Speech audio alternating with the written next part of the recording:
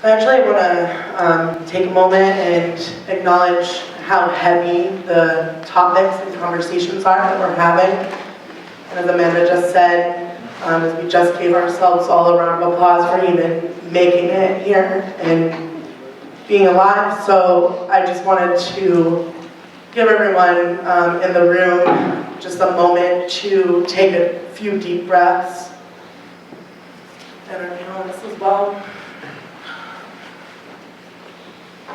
And acknowledge how difficult it is for the folks who are sitting here in front of you today to be talking about some of these things or even just thinking about them.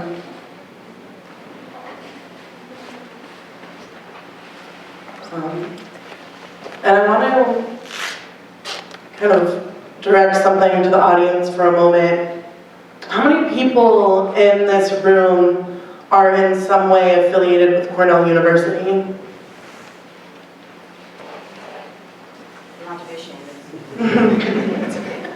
Complicit, all of you.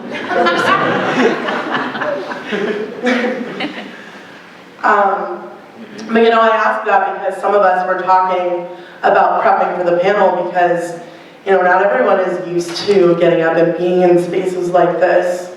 As I mentioned earlier, I myself never even graduated from high school, and a number of us on the panel, myself, Victor, Suze, we never went to college. We don't have any degrees, and we won't ever have any degrees or the protection that comes from having the pieces of paper that some of you already have or will soon get or on the path to getting. So I want to talk about that a little bit because obviously we're sitting up here in front of you and we have something to say. We have knowledge and wisdom. And a lot of people on the panel have ancestral knowledge and wisdom that's coming down to them from, you know, time immemorial.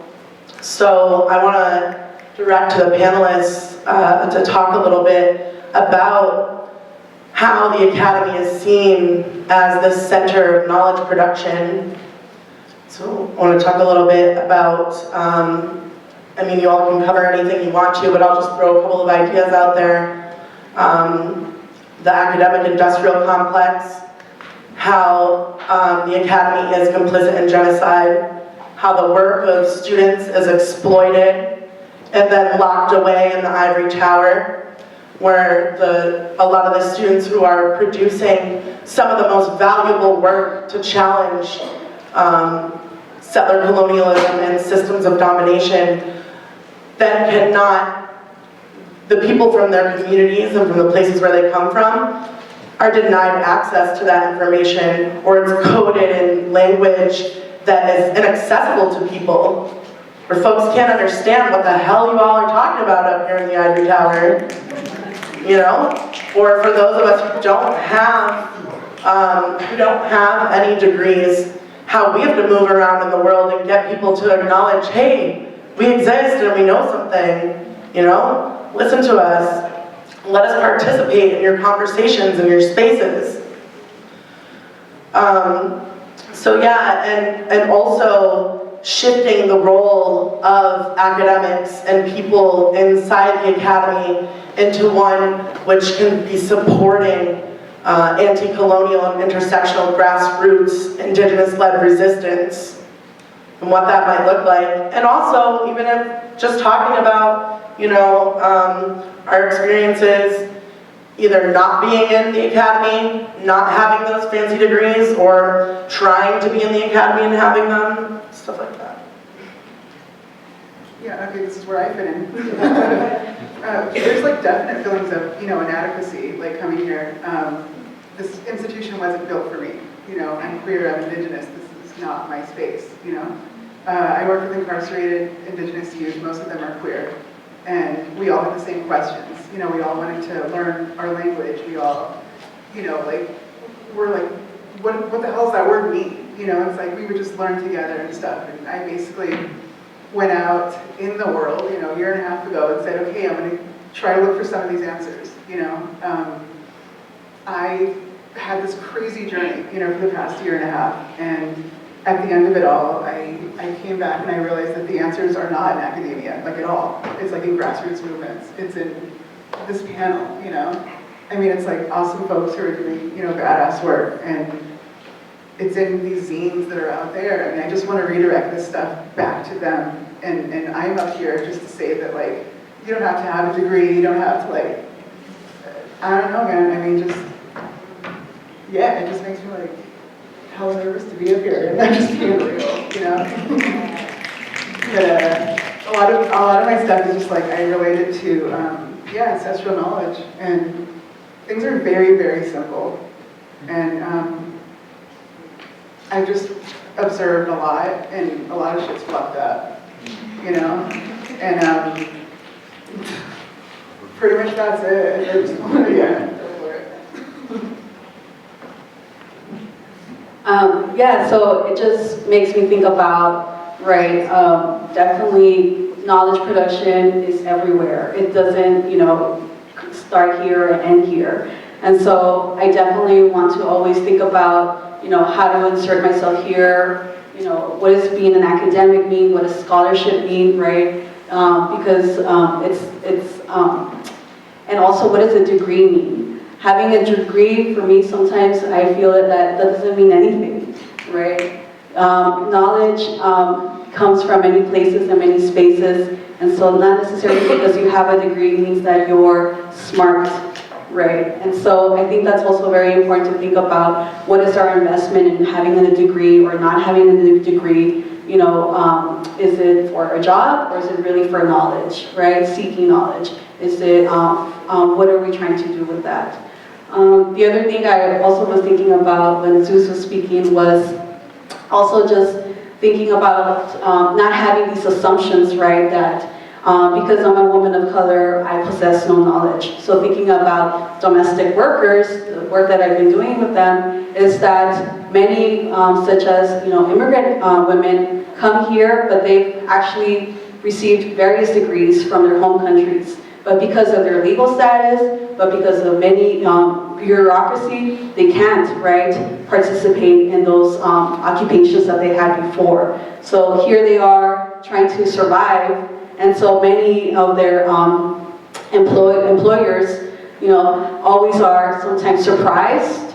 Oh wow, you know something, right? And so this is really thinking about, right, where are these assumptions coming from, and really need to stop and pause ourselves before we do that. First, I just want to say for all the people that are here, if you are a black individual, you are a Latino individual, you are an indigenous individual, you are a queer individual, you're a trans individual, and you are here, that's an amazing thing to see that, for me personally.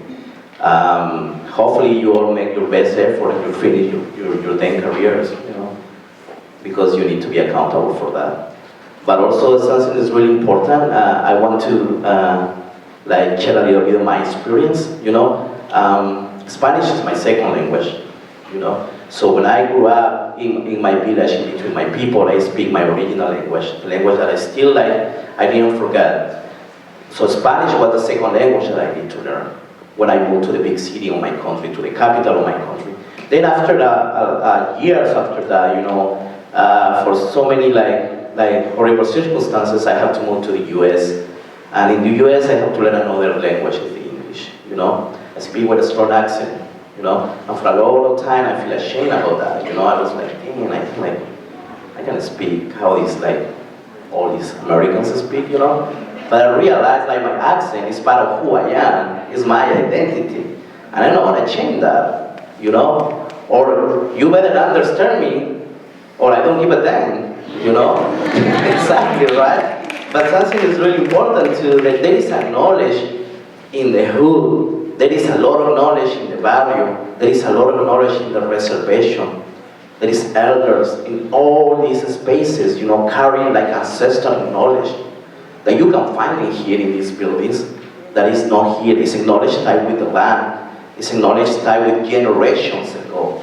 You know, and knowledge, and the fact that you are here, and the fact that you are in this building, and the fact that you are like taking classes in this school, you know, And you need to think about that. It's because someone there, even if you don't know the history of your ancestors, but someone there, if you're a person of color, you're a black person, indigenous person, someone there made the ultimate sacrifice so you can be alive too.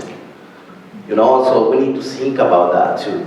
And realize like what are you all gonna do after that? You know, after you get your paper, you know, are you gonna put it in your wall, you know, in your house, in your office, or you're gonna give back to your community? You're gonna give back to the places that you came from. You know, saying that, you know, like for me, the best teachers in my life has been my grandparents, my parents, you know, my elders. You know, since to then I alive, since to then I'm the person who I am. Saying that, you know, it's really important what are you doing. You know, you have like an amazing tool in your hands, use it in a good way. You know, and use it in the way that is right. You know, how many people here like how many people here like know about the colonization, or how many people here like claiming to be decolonizing itself? Like I want to see some hands there. Well, what is decolonization? You want to decolonize yourself? We always hear about that. You know, there is like. In different spaces, there is always this talk about decolonize yourself, you know, especially you're a person of color, you need to decolonize yourself, you know, but that's something really important, and I want to quote a really amazing individual. There is this amazing DNF fighter, you know, from so-called Arizona, his name is Cleveland Ali, you know, and he says something really important in a speech, and I was there, you know, and I was like thinking about that, you know. Like, if you decolonize yourself, especially you're a person of color, especially you're indigenous, you're black, and you're talking about decolonizing yourself, you know, but if you don't engage in anti-colonial struggle, your decolonization is worthless. Doesn't mean anything. That by itself is white supremacy, and if you are white, that by itself is racist. You know? So, it's not about like changing your life. It's about changing your life and what you're doing with that. What kind of work are you doing? Who are you supporting? You know, in what kind of struggle you're like engaging, you know, because at the end, you know, that's for me, that's what like my life is about, you know, it's about the struggle, you know, and it's about the people. Like saying that, you know, like I just want to like recognize all of your efforts, but overall, the effort of your ancestors, you are here because of them, like, keep that in mind.